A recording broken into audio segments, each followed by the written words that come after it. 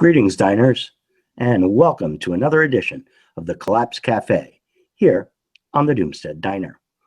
Today, I am joined again by another old friend, TDOS from the Pray for Calamity blog. We've done a podcast together. He's been together with us on one of our vidcasts with multiple participants. And lately, I'm doing more one-on-ones with people to get a little bit more in-depth perspectives from each of the bloggers and writers that I talk with on one occasion or another about the issues of collapse. TDOS just asked me a question prior to the broadcast, which I will give him an answer to as to whether this is really live or if I edit it. And no, it is live. Right now, as I speak, this is on the Diner YouTube channel, going off live. And then as soon as the live portion of the broadcast finishes and I end it, then the Google Hangout system renders it into a video, which then goes up a few seconds, sometimes it's a few minutes afterwards, and goes into our recent uploads file and so forth. And so it's available for view at any time after the live broadcast. So if you missed it live, you can go to the Diner YouTube channel and watch it at some other time. And I don't advertise when I'm going to do the broadcasting on these episodes because I don't always know what the time will be until the last minute. And besides that, periodically people don't show up. So I don't announce when I'm going to do one of these broadcasts. But if you're lucky enough, if you're a subscriber to the Diner YouTube channel, then when I schedule it and when I put the Hangout up, then you will get a notification of it in your Google Plus account. And like my phone goes off and tells me that I have scheduled a Hangout. And that works for anyone who is together with us. Okay, so that's the mechanics of how this system works. And we can get to the business of talking about collapse, which is the meat of our blogs and why we're pursuing the lives that we're pursuing and doing the things that we're doing. You can see behind me, I've got my generator, my ice maker, all that good stuff. I'm a prepper. And TDOS himself has gone up to the next level of prepping, which is he lives on a more or less off-grid type of place out in the boonies, somewhere in the lower 48. And we're going to talk today about some of his experiences in developing his Doomstead and the joys of it and the difficulties as well. But before we get to that, let's talk about the news of the day. And the news of the day is first the big wildfire going on in Alberta, Canada. They had to evacuate the town of Fort McMurray, and 80,000 some people, actually I think they're up to about 100,000 now, have had to drive their vehicles through smoke and fire at various times, being escorted by helicopters and police cars and so forth, trying to get everybody out of there. So TDOS, what do you think about this recent calamity? I'm probably like the worst person to ask about it because I'm really a real prickly feeling about the tar sands industry. And those who know me know that I spent a significant portion of time doing battle with TransCanada Corporation back when they were installing the Keystone XL pipeline through Texas and Oklahoma.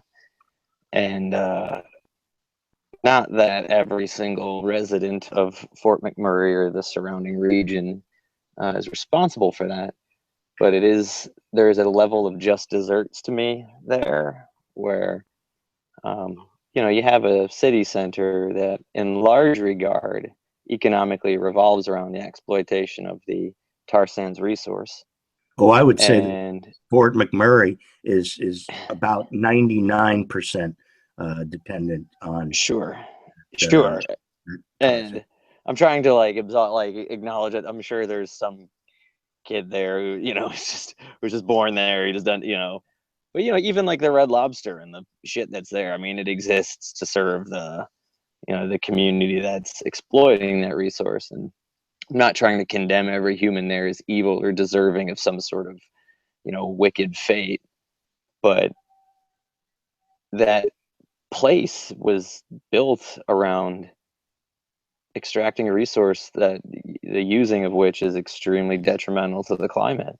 And then here they have spring wildfires hitting them in May. And, it's a place that experiences wildfires. It is surrounded by boreal forest, and I am not educated as to the forest policy there, insofar as what they let become old growth, this or that. But, forests do get dry and burn, especially in sort of western regions where rainfall is limited. But it's hard to not feel like a little told you so on that, on an economy and a people that were insistent on doing a thing that, you know time and time again people have said this is a very bad idea. This Hansen called it the carbon bomb, or game over for the climate if they were to fully exploit that resource. And so there's part of it where you kind of it's like, I don't want people, I'm not wishing pain on anyone, but the destruction of certain industrial infrastructure isn't going to bother me. No, and there's the issue of safety in the industry in general. You speak about the fact that uh, forests of this type do burn regularly. That's just the natural course of things, and anybody who knows a little ecology knows that. And so it's sort of the same thing as putting a nuclear reactor on a fault zone that Yeah, experiences tsunamis and earthquakes. I mean, it just is not safe. It doesn't make sense. Uh, yeah. but they do it anyway, regardless of that fact. And then when the whole business goes bluey, does the oil company or the nuclear power facility, TEPCO, or whatever, do they pick up the bill for all the damage that's done and all the people's lives who are destroyed? No, they don't take responsibility for that. That all gets shifted over to the government. So these are externalized costs that when they fuck up, that are borne by the consumer and the taxpayer, while the uh, oil company executives and managers and so forth have raped the companies and raped the environment for their own personal profit. Do they ever cough up their personal income for paying reparations and so forth? No, they don't. What did BP end up paying for the Macondo thing? I don't remember, but I'm sure it's pales in comparison to what Oh, it was a slap. yeah. Slap. And it's like there's an interesting thing, with an oil economy that's dependent on more and more exotic forms of oil extraction. Um, when you increase the level of technology that needs to go into it, deep water drilling and hydraulic fracturing and tar sands extraction, it's weird because you create this situation where like the more technology involved, the more complex the situation. Also, there's sort of like the more rife for like a catastrophic event it is when it kind of comes in. I mean, look, deep water drilling. You had the BP issue when there were floods in Colorado. A bunch of like frack waste storage tanks got knocked over. You got the fires in Fort McMurray, nuclear incidents at Fukushima, or now Indian Point, Turkey Run, and it. And It's for sort facility of, also. And the more, yeah, and the more complexity we add to the situation, like entropy is always going to be there. And I wrote a blog post the last year about building part in part about building my house, and sort of how I knew in building my house I was always going to be fighting nature. Like there's going to be mold, there's going to be water damage, there could be, there's always a thing, what could be bugs, whatever, that's trying to eat away at this thing that I'm building that is sort of contrary to nature. This idea of a permanent structure to live in. And it's like the more energy we throw into making something permanent, like the more we have to worry about it finally falling down, because that when it does fall down, it's so much more catastrophic. Like if I were just to live in a wigwam, if I was to bend some sapling poles, throw some reed mats over it, if a storm knocked it over, I'd be like, all right, I can build another one. I was in 2 days, and I'm back up and happy camper. Your 3,000 or 5,000 square foot giant house that cost you 300 grand gets knocked over, or burns down. It's a massive catastrophe. If it's the same thing for things, the infrastructure that maintains a society. If you require tar sands extraction to keep the motor running, when that falls down, when that breaks, when entropy finally has its way with it, it's a much greater catastrophe than a society that rests on draft power. What's the big calamity for draft power? The barn fell over, the horse got sick, so the more complexity we add to our way of living, the more complexity we rely on, like the greater the damage when finally entropy has its way with us.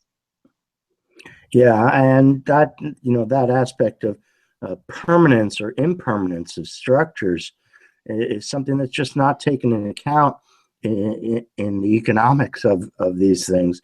And we may talk some about economics later, but there's the initial cost of building stuff and building out the society, but what is not really taken into account is all the cost of maintenance once that infrastructure is up. And how do you become like 10 times the cost of the initial building?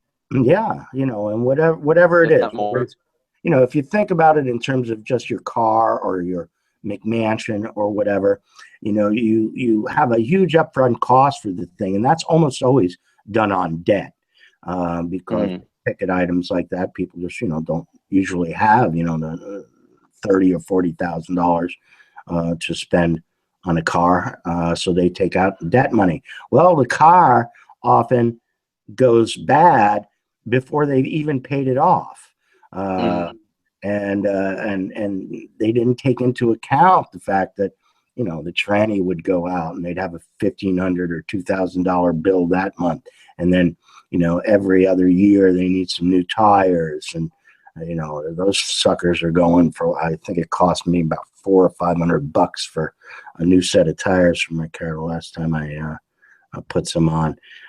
So you have these running costs, and the roads, the build out of the roads that we used to drive. I'm sure you can build out the road, but then every year you got to fix all those potholes and all the freeze thaw cycle cracks and all the rest of that. And you're constantly rebuilding the same thing over and over and over again.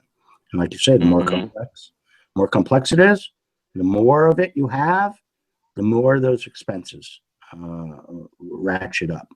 And so I think we've reached the point where we can't even maintain what we have, much less build out new stuff. And there was a really interesting, I can't remember the guy's name. I go back and look for it, but he wrote, he did a TED talk about it too, but he wrote about how there's like to a living organism, there's almost a formula you can look at to like size of its body versus the speed of its heart rate and things like that. There's like a coding graph. Every living thing, any organism that has actually succeeded and lived, insofar as like what it takes to maintain through the energy of the body for a body of that mass. And he was trying to apply that formula to cities, and that as cities grow, they hit a point of diminishing returns and then obviously negative return. And it's sort of this fascinating thing because it's roads, it's water mains, it's all that physical infrastructure. you build a parking garage and then you're constantly fixing the damn parking garage.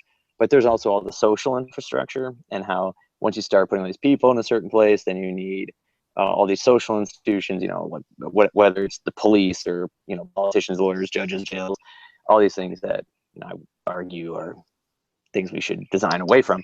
But and how that in itself incurs costs on the society. And basically, cities are just, as they grow and grow, they hit a point of diminishing returns and then negative returns. And then we've kind of done this globally. We've extrapolated it globally. And there's just really no way to keep even maintaining what we've built at this point, let alone making it bigger. Because we have so much infrastructure we built, in the 40s or before, like the water mains in New York City. I mean, all that stuff, it has to be maintained, yet we're still building cities, building suburbs. And a point will come when there just will not be, I guess it's here now, right? Detroit, places like that where things are just falling into disrepair. I guess they just kind of sweep it under. Well, industrialization kind of jumps around, and it goes to one place, it becomes the hot place. Detroit in the 1900s, the early 1900s, that whole area was the big manufacturing center and so forth. Was the place to live. The beautiful mansions and so forth. Steve from Virginia has written some blogs about that, and brought out some of the pictures of the places that there were in that era. And then some of them, a very few of them, are still standing, just total derelicts. Housing. And so industrialization moves around and it jumps around. It sort of destroys one place and then goes to another place, and lots of investment money, debt money goes to that new place. Build out happens. The old place gets abandoned and just decays. And Detroit was one of the earliest ones, and that whole area, Gary, Indiana, Cleveland, Buffalo, were the first hydroelectric plant. Went up, and the first electric city grid was instituted. It might have been Erie, or it might not have been Buffalo exactly, but it was in that area. And yet that area today, where it all began, at least in the FS&A, is now just decaying and falling apart. And that process is going to spread to other cities. It already has. It's kind of interesting, because even if you think of planned obsolescence, people are aware of that with things like cell phones or razor blades or whatever. But sort of the planned obsolescence of cities and the materials used to build a building now. Like if you think of Detroit or Buffalo or something, you'd probably imagine buildings of brick and stone and steel and things like materials that were meant to last, because they probably presumed at the time that Detroit would last. But now when they build a place like Vegas or Phoenix, or even just the suburban sprawl homes on the outskirts of major cities, I mean, these are houses made with shoddy materials. These are things that are just slapped up. They put a big price tag on them, and houses that were built in the 80s and 90s by big developers, they're falling apart. I know this because my parents live in one, and they just had like a pipe break in their shower, like the pipe it just broke in half. And the house creaks and is falling. It's sort of like maybe they had just got to a point where they recognized, well, we're not building cities to last. We're building them to cash in and run. And what will the decline and fall of a place like a Phoenix, Arizona, or even like in Austin, Texas, or something like that look like when it wasn't built with brick and mortar and steel the way Detroit or Pittsburgh was built with brick and mortar and steel? I mean, of course, skyscrapers are still made of steel, but you get what I'm saying. The smaller structures, the homes. Well, I think places like Phoenix and Vegas are going to be abandoned so fast when the water runs out that they won't have a chance to decay. They won't have to worry about the fiberboard peeling apart. No, and they'll probably last a long time, being in such a dry climate. It's true. No mold. Yeah. But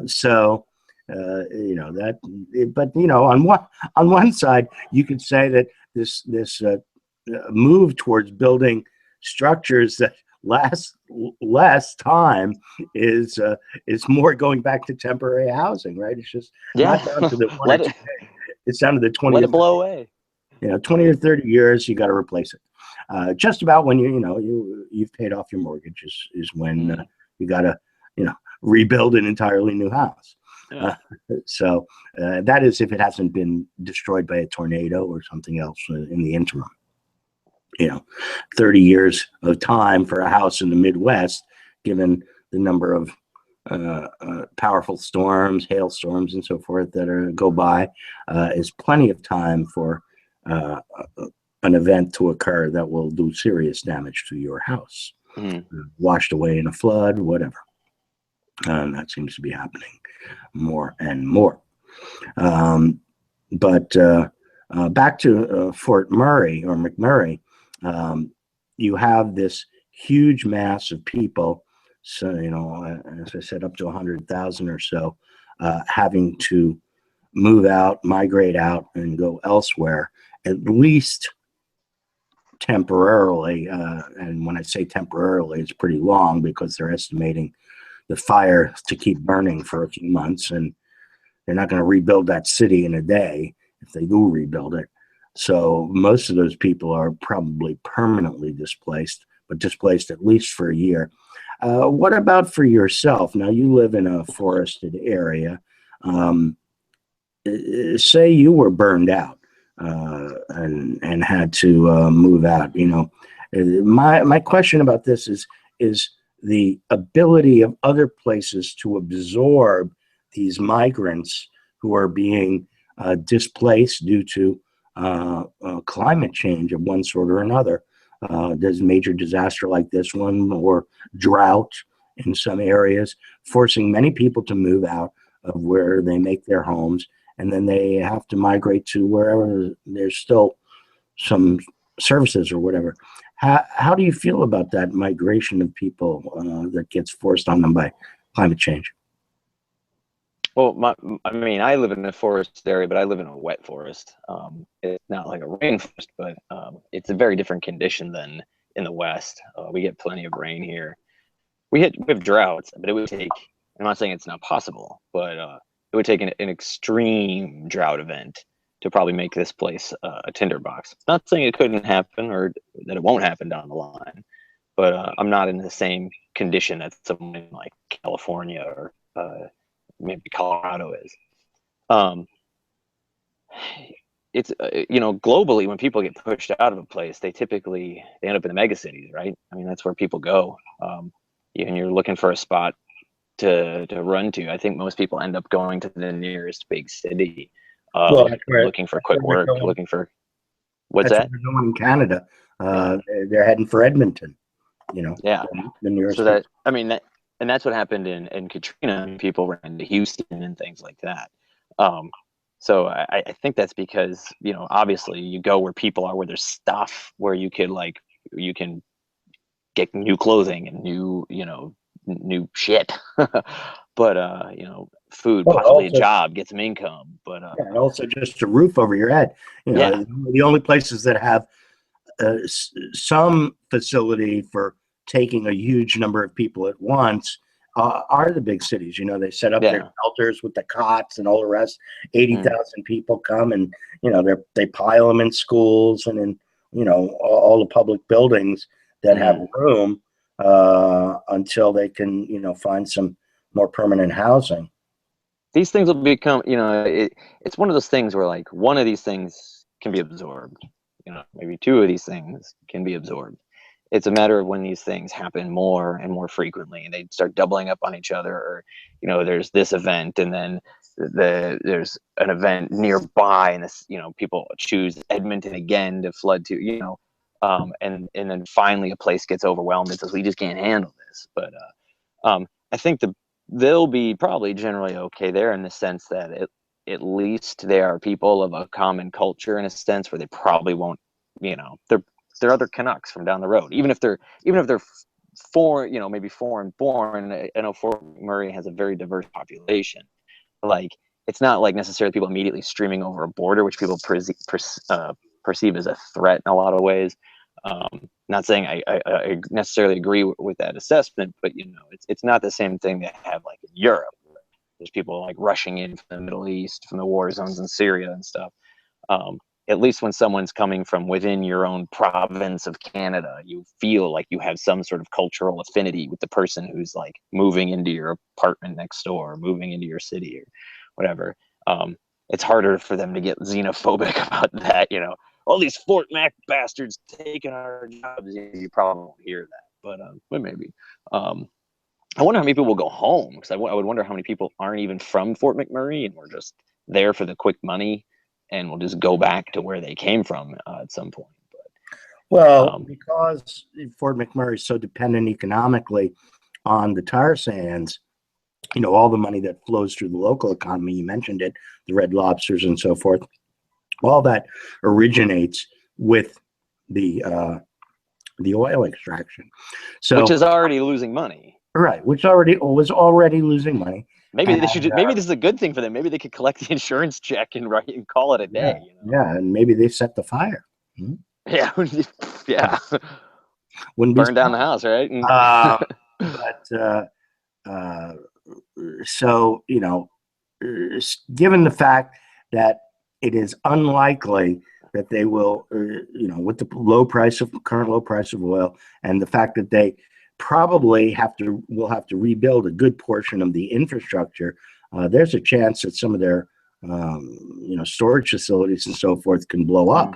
The fire gets in there tight enough and the heat gets up high enough. Now the ground cover around there, has all the trees have been removed from that area. So there's not a lot of burnables, but if there's enough surrounding heat and one of the tanks goes, then you can have a pretty big blow up. Yeah. Or if the tank construction of the tanks was shoddy in some way. Yeah. Not to spec.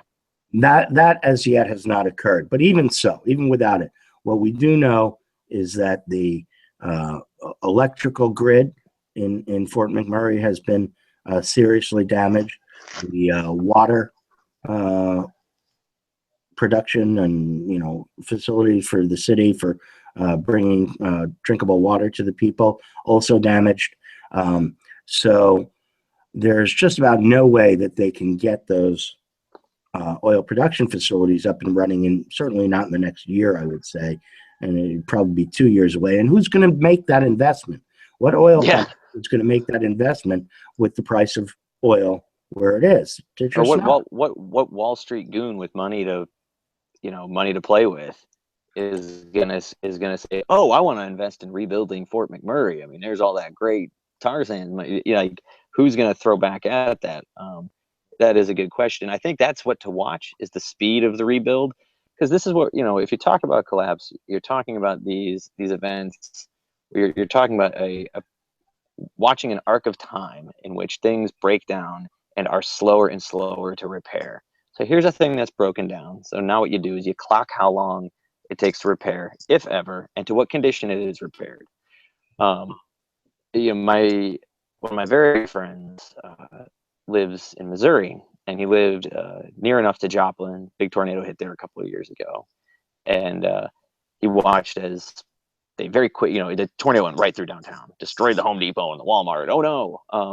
But he watched as they, people like a flurry of ants quickly just started putting it all back together. And there's the whole thing of disaster capitalism, and there are people who see it as like a great development opportunity. So that's what you do with this. I mean, Fort McMurray is an interesting example because it involves so heavily the oil industry at a time when oil prices are in the toilet, and their product is specifically worth way less than quality crude. So to clock how fast it's rebuilt, if it's rebuilt, and to what quality it's rebuilt. Is it rebuilt as big as it ever was, or is it rebuilt into a city of a man camp of 20,000? Just to work the facility. Does Red Lobster build? Or are they just eating at the gas station now? So it'll be an interesting thing to watch over the year. I mean, the fire's not even out, so. And there's you were talking about the possibility that you get a further flood from elsewhere. I read that by Sunday, the fire may cross over the Saskatchewan border. And I don't know where the next decent sized city is in Saskatchewan. But at some point, if it runs into another one, then once again, the nearest big city to run to is Edmonton. And you talk about that, the affinity of one Canuck for another, one Hoser for another. When NOLA was taken out by Katrina, and you had that huge migration from New Orleans over to Houston, there was a lot of resentment for the people coming in, from New Orleans. And I think a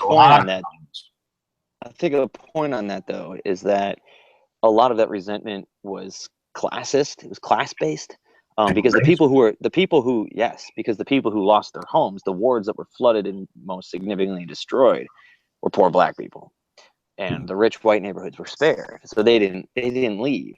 They went right home. So it was all these poor black people who were tossed out and had to find a new place to go. So when they got on a bus and went to Houston, there's this racial and class element when people go, well, where's all these poor black people coming? Oh, well, here we're getting a busload of criminals or whatever judgments were passed. So I don't know if that will necessarily play as a factor up in Fort McMurray. I mean, but I'm just not familiar enough with their demographics to know. And again, the whole place seems to have been wiped out. So it does, even the white engineers with jobs are probably looking for a new place to live. Oh yeah.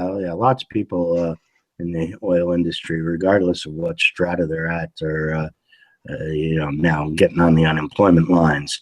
I recently read that the market for petroleum engineers, who are most highly paid professions and graduating degrees and so forth, has significantly dropped.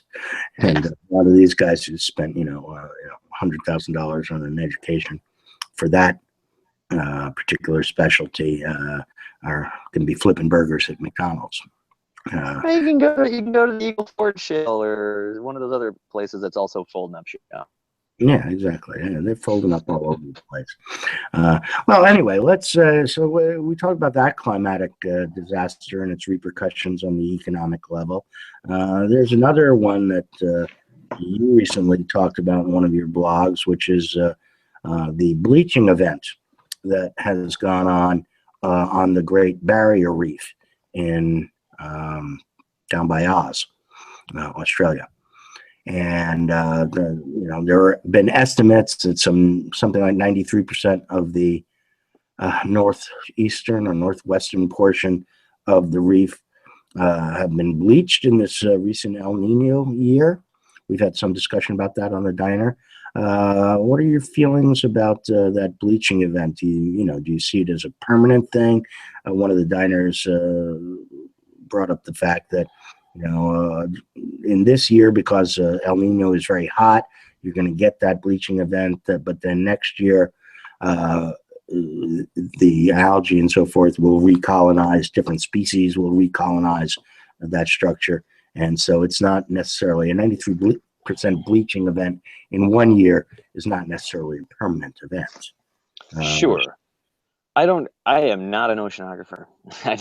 I do not know the deep science of how a coral reef biome functions. But I think it's kind of an interesting comparison to Fort McMurray.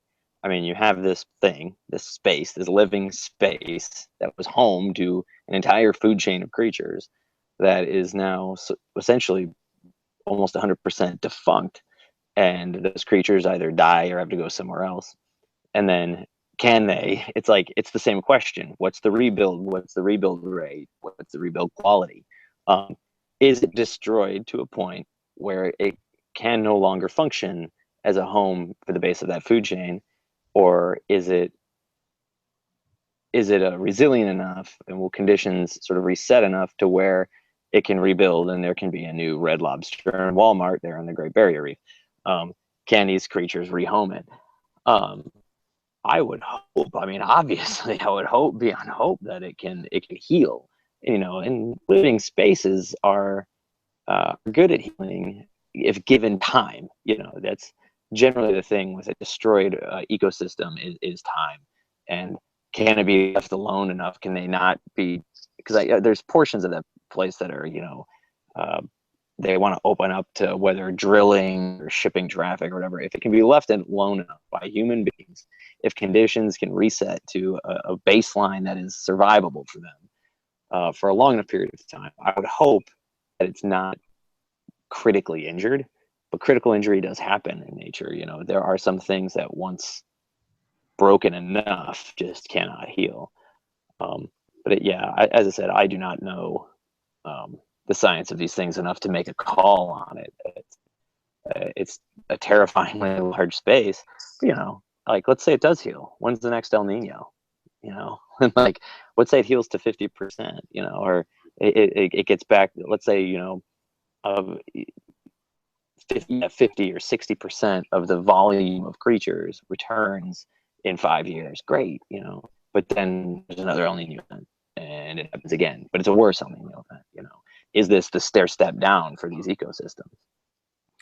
Right, and this recent El Nino, I believe, is one of the strongest, if not the strongest, on record. And as we note from other weather events that have been occurring, they seem to be cycling upwards in strength, and how often they come about, what their frequency is. So you're quite right that the more often and the stronger that it is and occurs, the less time that the ecosystem has to repair itself. And eventually it is beyond repair, sort of like Detroit. So I think, we're observing that occurring in that area. And then there's also many of the low-lying atolls that are in that area that are home to quite a number of people. Because of the low rainfall, they have no real groundwater sources. Those places depend on the steady rains of their location for water. And so these islands are now in severe or extreme drought, whatever the highest rating is. And, if it continues for any great length of time here, they're going to have to abandon those islands. And you're talking, tens, if not hundreds of thousands of people there that would need to migrate. And where are they going to go? Australia already doesn't want to accept more migrants, just like the Europeans don't want to accept more migrants. So what happens to those people? Well, they die. And that I think is what we're seeing the beginning of as we move around the globe. Happens piece by piece, and if it's not happening to you, then it doesn't seem so bad. But for the people it's occurring to, it's pretty bad. With that in mind, and that fact that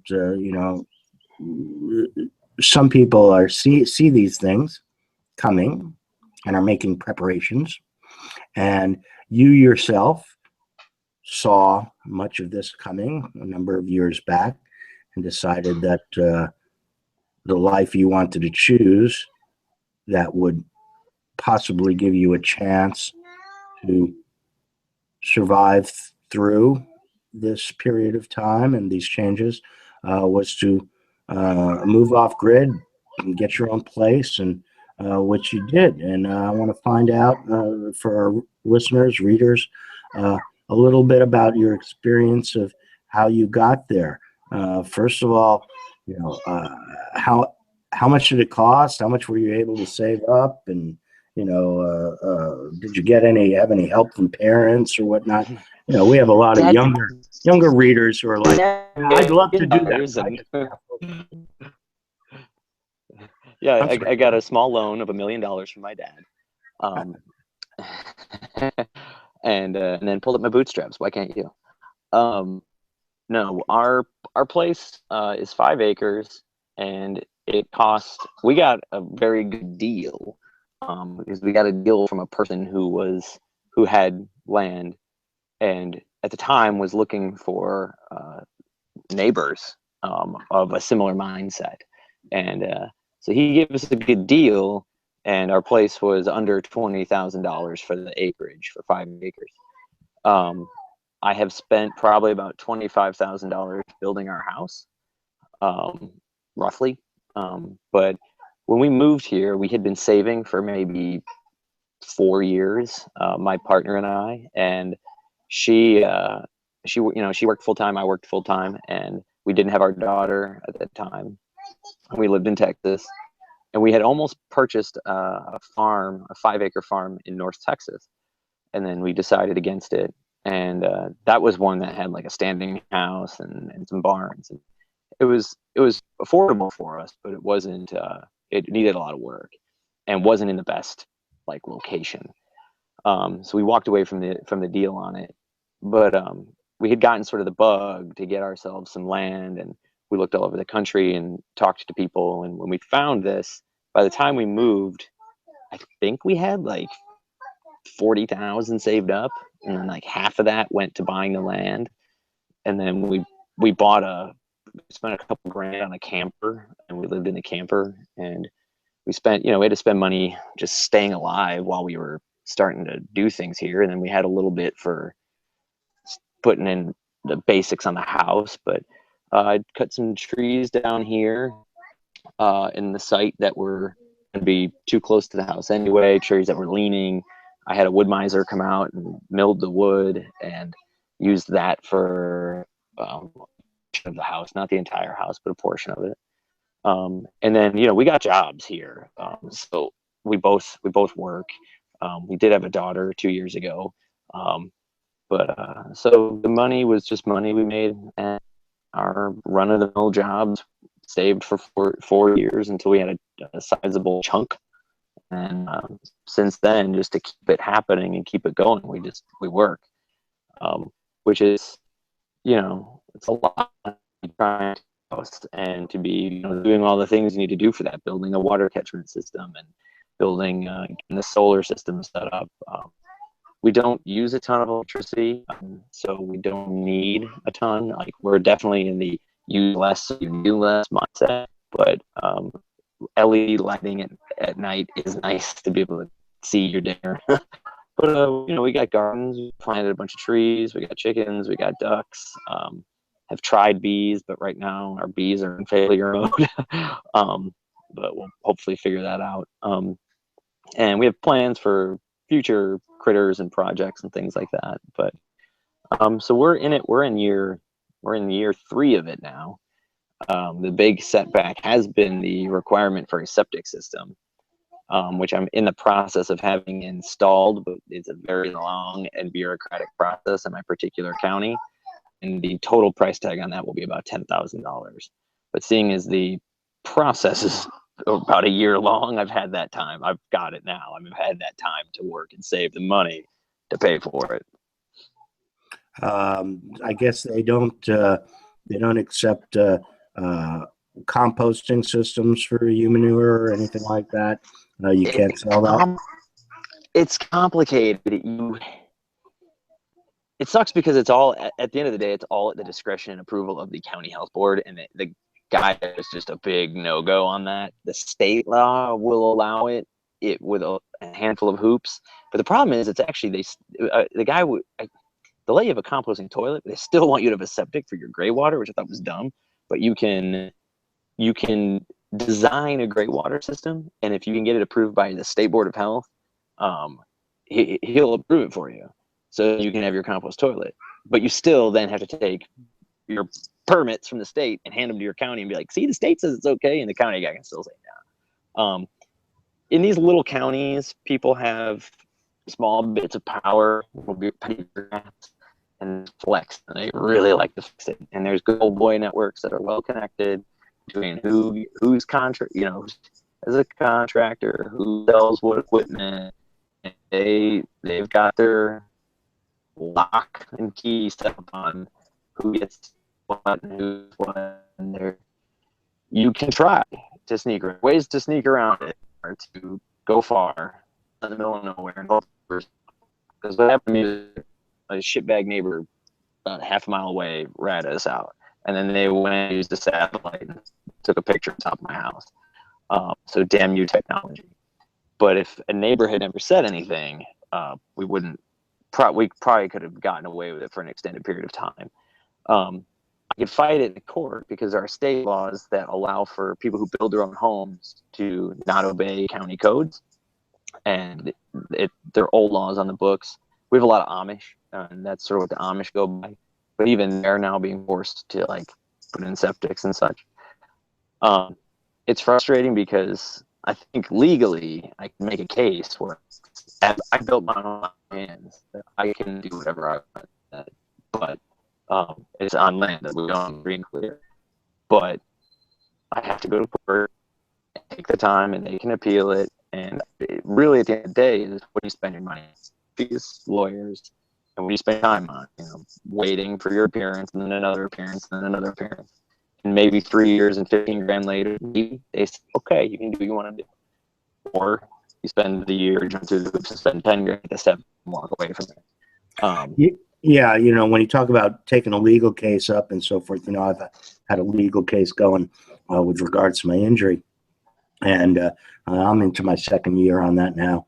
And unfortunately, for the type of case that I'm involved in, the lawyers will, if they think the case is good enough and they'll win it, they'll take it on spec. You don't pay anything, and they don't make anything if they don't win. But if when they get paid, so they're very motivated, which is a good lawyer to have. But you can't do that for the type of thing you're talking about. So you're talking about getting the lawyers to represent you, and you can't do cases like this without lawyers who know what they're doing. So yeah, it's a choice between spending $10,000 for the septic system that the county wants, or spending years and $20,000-$30,000 on legal fees to do it the way you want. Obviously, you just kiss the ring, man. You just kiss the ring. It's $10,000. Leave me the fuck alone, money. Hey, it's like, here you pay it. I'm going, and if they can just away, then it was probably, I lived my life doing that. It was probably worth it. And yet, it's a bump in the road and long. Building your own homestead from scratch is a long process. And in 7 years, I'm going to look back and this will just be one of the hiccups that I encountered, and I will probably thank God. So. One deal here I do want to mention to you and to the audience is right now you're having a lot of connection issues. You're breaking up. I'm losing the video a lot. Oh, sorry. So I don't, we'll keep going for a while, but I don't know how long.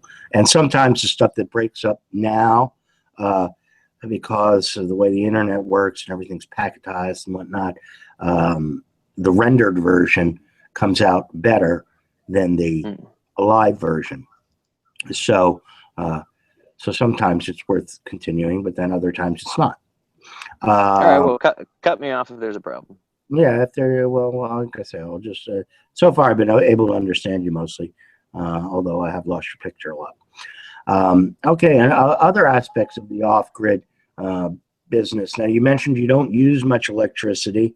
Do you have solar PV panels, though? Do you generate any of your own electricity? Yes, but very, very little at the moment. And there's no grid tie to the house, so what we generate is what we get.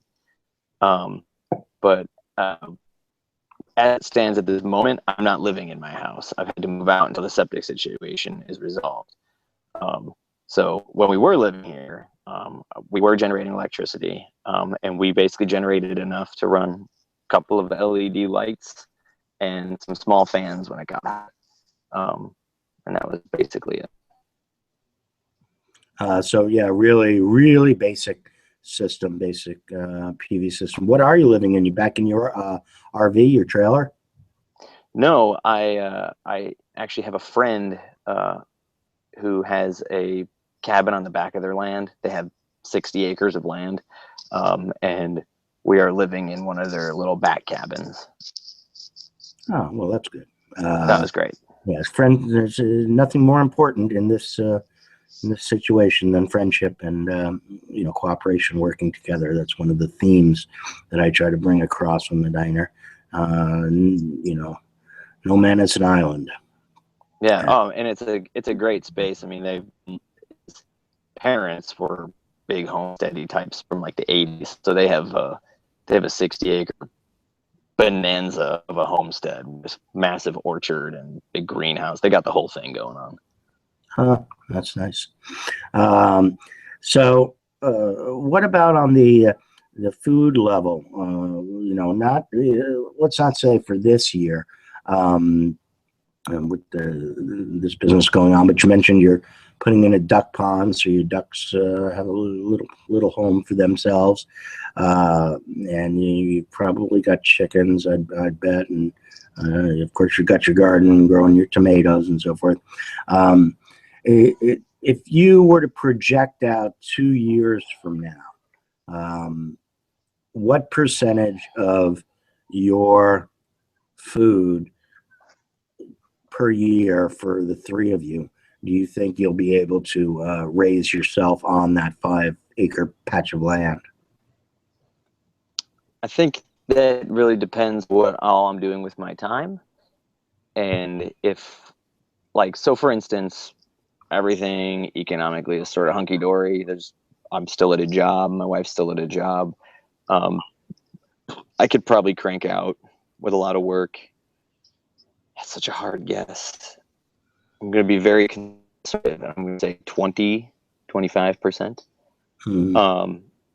I think if a situation occurred where we were required to do more and I could dedicate more hours of my day to doing it, I could increase that.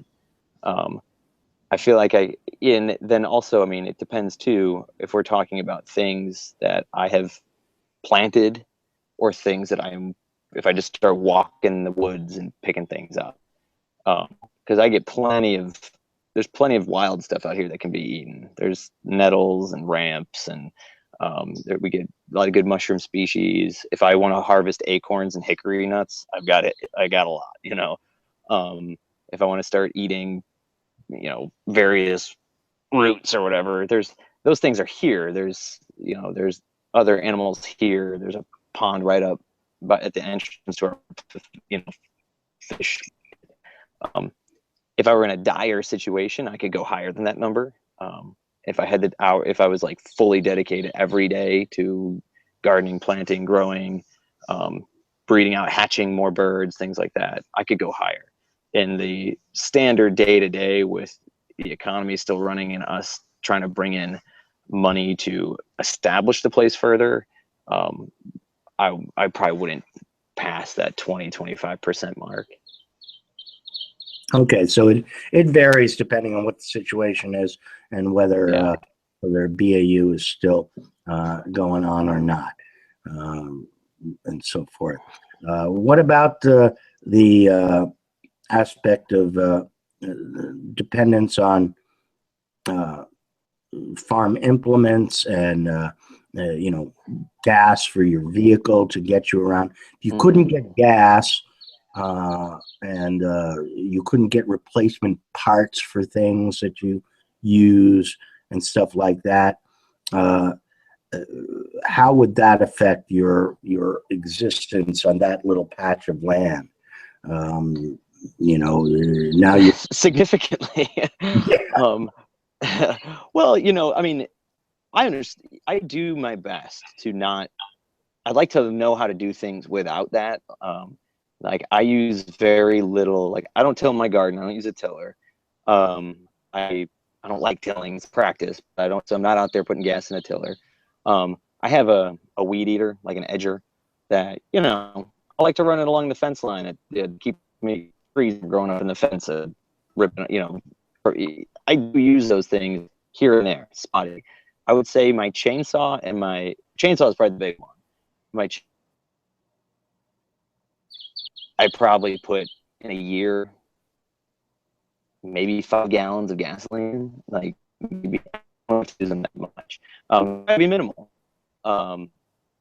life would look a lot different without that. But the thing is, life would look a lot different for everyone around here.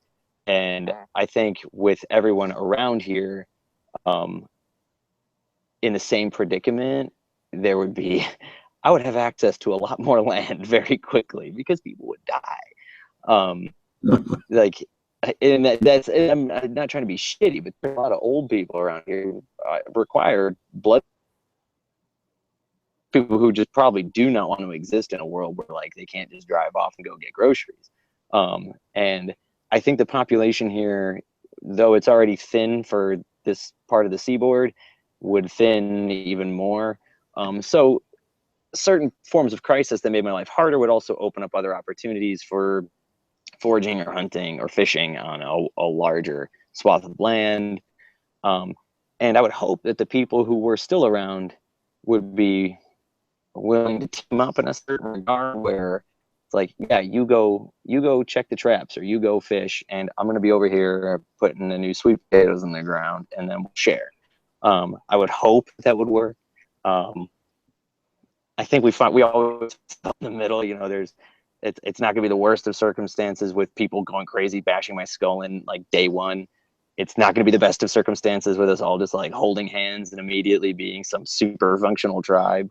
It would probably be very, very difficult. I think, at least in the sense of will, I'm willing to go on with that stuff. Like when they say that attitude is the biggest part of survival, I'm perfectly happy to work hard and to not, you know, I'm perfectly happy to wander around gathering acorns and soaking them and to go pick blackberries. You know, I'm perfectly okay doing that. I'm perfectly okay, you know, trapping a squirrel and cutting it up and eating it for dinner. That wouldn't drive me into some depression like it will for many, many people who just lay down and fall into a state of dysfunction. But yeah, the way things are established at the moment, the way my place operates at the moment, it does rely on a pickup truck bringing in lumber or moving firewood or something like that.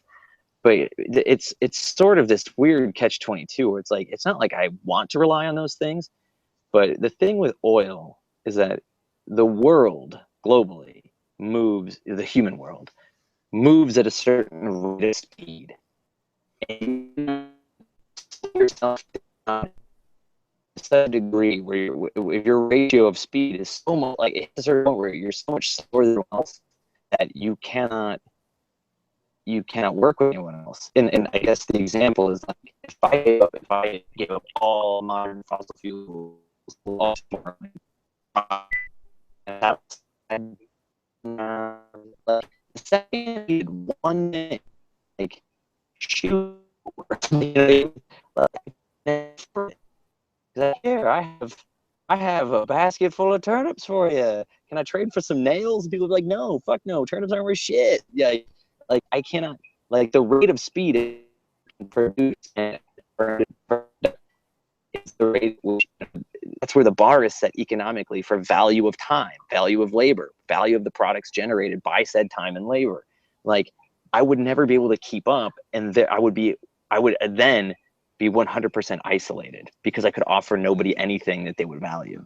So there's sort of the conundrum. You can slow yourself down, you can to a certain extent, but if you're planning to network and interact with others who aren't going that slowly, you have to stay within a certain margin of speed. Yeah. One thing I will say here is I almost got none of that last tribe. I'm not sure what you said. I know you said something because it was going boink boink beep beep. But, is that your dog over there? Yeah. Can you get her in the picture? Let's have a look. Oh man, what a cutie. You have a paintbrush? Wrap it up. Oh, wrap it up? Okay. All right. Wrap it up. Where'd you so lose? Yeah, I think that's what we're going to do. I think we're going to wrap it up. There's been a pretty good discussion. We didn't get to one area that I wanted to talk to TDOS about. We wrote a blog that we cross-posted on the Diner a while back, which discussed the topics of economics and whether that's a valid way of looking at things. And his ideas about economics versus my ideas about economics are somewhat different. And so I thought we would go further into that topic, but I think I'm going to save it for another broadcast where maybe we get a little bit better connection. Yeah, I'll go into town for you, or I'll get on a Wi-Fi connection somewhere where it's fast, and we can talk about that. Right. Yeah, I don't want to get into the situation where I'm not understanding what you're saying in the middle of a really good debate. Yeah. Sorry about that. That can be very frustrating. But for most of this broadcast, we were pretty good. And like I said, hopefully when it renders on YouTube, those things will be cleaned up. And this portion of the broadcast will be good. But even so, like I said, without the economics, we had a lot of good discussion. And your information about your doomsteading and how you've built it up over these years and what your plans for it are I think, helpful to a lot of people in your age range, who often think that it's just impossible. I can't afford it. I can't get there from here. But assuming BAU holds up for another 4 or 5 years, cross your fingers on that one, then you can save up enough money for some land and build a house and get somewhat away from the rat race that is consumes so many people these days. Go ahead. Suggest people take a look at and there are a handful of counties that are known. Green County. People out there looking for a spot to investigate. Green County, Indiana. Okay, Green County. And I like the name Green. That's good. And I also suggest to people that the Matanuska-Susitna River Valley of Alaska is a wonderful place to set up. You won't find a lower population density anywhere than up here. So bring friends. Yeah. Well, not too many. I don't want to crowd the place up too much. But great fishing, and we do have good farming and getting better all the time with climate change. So there are places out there, and work hard and train yourself. At least learn skills, if nothing else, and prepare yourself for a different world coming down the pipe. How soon it will come down the pipe? Can't answer that question.